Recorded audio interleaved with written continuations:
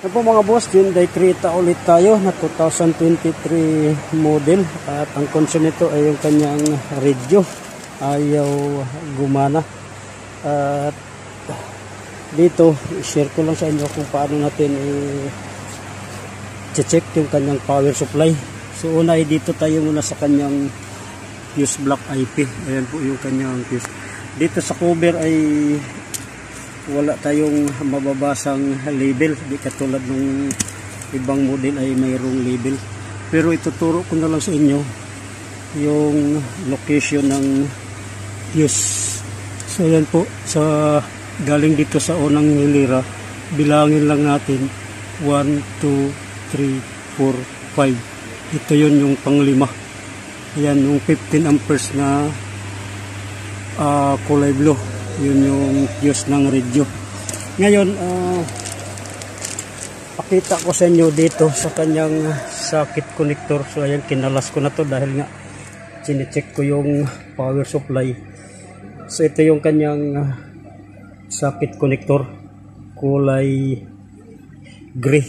At ayan, nilagyan ko lang ng karayom kasi iti-check ko yung power supply at yung ground. So ito yung tinusok ko.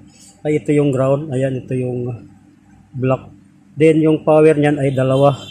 So ang color ng wire ay yung yellow saka yung orange. So ayan, titingnan natin mga boss. I-clamp ko lang yung aking test light. Ayan yung ating test light.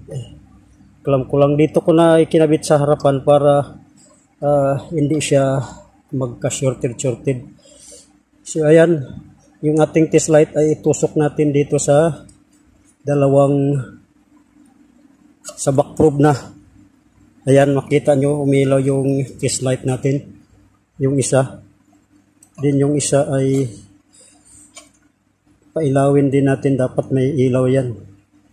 Medyo mahirap lang dahil wala tayong tagahawak ng camera.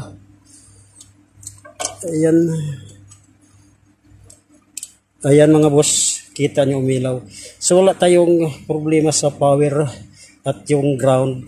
Ngayon, ang suspect ko dito ay yung mismong radio ang may shorted.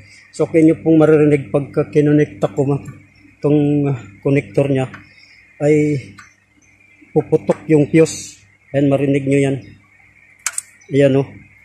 So ayan po, nangamay pa, umusok pa.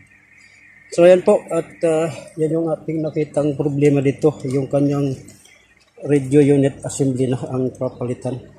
So hanggang dito na lang at hanggang sa sunod pa nating mga video ay